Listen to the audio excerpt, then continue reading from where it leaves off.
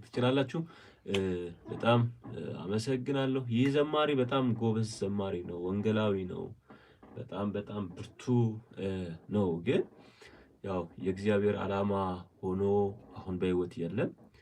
በሚገርም ሁኔታ ስለ መንግስት ሰማያት ነው ኦልሞስት 90% መዝሙሩን የዘመረው። ወደ 18 ትራክ ነው።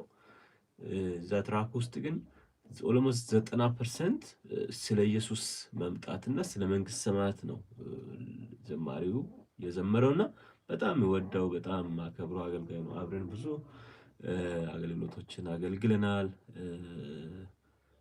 ሙዚቃ ሚስተጅ ላይ ሰርቼለታለሁና በጣም ጎበዝ ነው። አልበሙ መጋቢት 27 2018 እሁድ በአርባ ምንጭ ልማት ወዘ መካነ ኢየሱስ ቤተክርስቲያን የሚመረቅ ይሆናል።